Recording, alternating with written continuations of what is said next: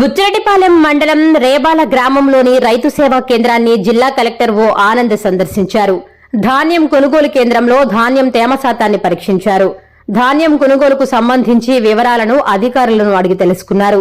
అనంతరం రైతులతో మాట్లాడి వారి సమస్యలను అడిగి తెలుసుకున్నారు. ఈ సందర్భంగా ఆయన మాట్లాడుతూ రైతు సేవా కేంద్రాల ద్వారా 4000 మెట్రిక్ టన్నుల ధాన్యం కొనుగోలు చేశామని తెలిపారు. మండలంలో తహసీల్దార్, ఎంపీడీఓ, అగ్రికల్చర్ అధికారులను టీంగా ఏర్పాటు చేసి ఎప్పటికప్పుడు కొనుగోలు సేవా కేంద్రాలను పరిశీలించాలని ఆదేశాలు జారీ చేశామన్నారు. ఎక్కడైనా ఇబ్బందులు ఉంటే వాటిని పరిష్కరించే దిశగా చర్యలు తీసుకుంటామన్నారు. రైతులకు ఏ సమస్య ఉన్నా అధికారుల దృష్టికి తీసుకొస్తే వాటిని పరిష్కరించేందుకు కృషి చేస్తామని తెలిపారు. రైతుల వద్ద నుండి ధాన్యాన్ని కొనుగోలు చేసేందుకు ప్రభుత్వం సిద్ధంగా ఉందని చెప్పారు. ప్రభుత్వం నిర్దేశించిన ధర కంటే ఎక్కువ ధర ధాన్యం కొనుగోలు చేస్తే తమ దృష్టికి తీసుకురావాలని సూచించారు. అటువంటి వారిపై చర్యలు తీసుకుంటామని తెలిపారు. అనంతరం మండలంలోని పల్లాపల్లి గ్రామం వద్ద జిల్లా కలెక్టర్ ఆనంద్ రీసర్వేను పరిశీలించారు.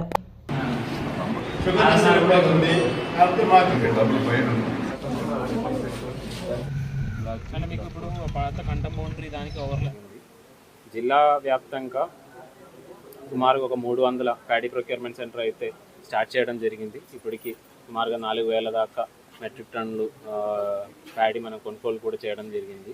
లాస్ట్ ఒక 4-5 రోజులు అంటే కొన్ని మండలాల నుంచి మనకు ప్యాడీ ప్రొక్యూర్మెంట్ సంబంధించిన కంప్లైంట్స్ రావడంతో జిల్లా యంత్రాంగం తరపు నుంచి ఫస్ట్ 2 days రైతుల దగ్గర గ్రామ సభలన్నీ కూడా జరిపించడం జరిగినాయి. అన్ని గ్రామాల్లో కూడా గ్రామ సభలు కండక్ట్ చేసుకొని ప్రభుత్వ తరపు నుంచి ఏ విధంగా కొనుగోలు చేస్తున్నాము ఈ డీటెయిల్స్ అన్నీ కూడా రైతులకి చెప్పమని చెప్పి ఆదేశాలు ఇచ్చాము. అదేవిధంగా లాస్ట్ ఫ్రైడే అన్ని గ్రామాల్లో కూడా గ్రామ సభలు జరిపించాము.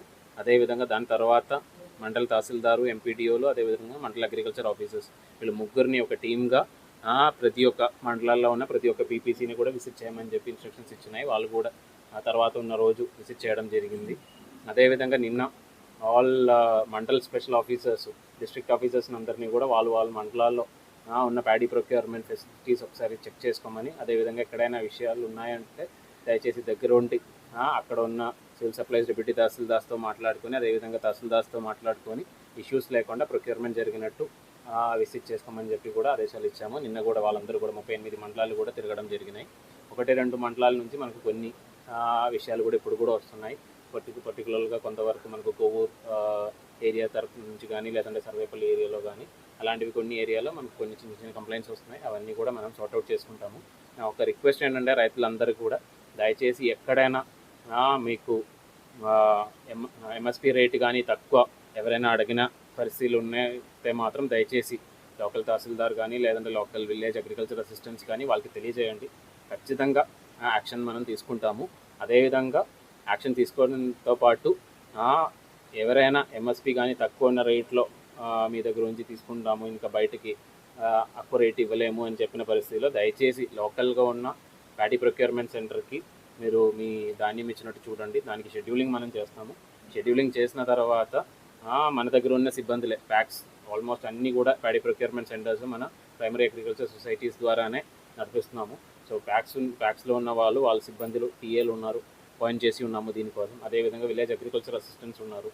అదేవిధంగా ప్రతి ఒక్క పీపీసీలో కూడా సచివాలయం తరఫు నుంచి ఇంకొక సిబ్బందిని కూడా పెట్టామని చెప్పి ఇన్స్ట్రక్షన్స్ ఇచ్చాము.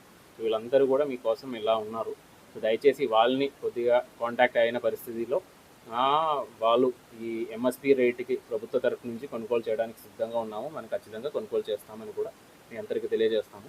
అదే కాకుండా మనకున్న ఇన్ఫర్మేషన్ ఎవరైతే ఈ సుమారుగా 4000 టన్నులు ధాన్యం కొనుగోలు రైతుల దగ్గర నుంచి కొనుగోలు చేస్తారో వాళ్ళందరికీ కూడా 24 గంటల నుంచి 48 గంటల లోపల వాళ్ళ అకౌంట్కి ఆ అమౌంట్, ధాన్యం సంబంధించిన అమౌంట్ కూడా ప్రభుత్వ తరఫు నుంచి డిబిటీ ద్వారా డైరెక్ట్గా వాళ్ళ అకౌంట్కి ఇవ్వడం జరుగుతున్నాయి.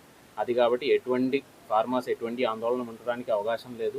ఎక్కడైనా ఎంఎస్పీ రేటు కానీ తక్కువ ఉన్న పరిస్థితిలో దయచేసి ప్రభుత్వ కొనుగోలు కేంద్రాలకి ధాన్యం ఇవ్వండి అని కోరుతున్నాను.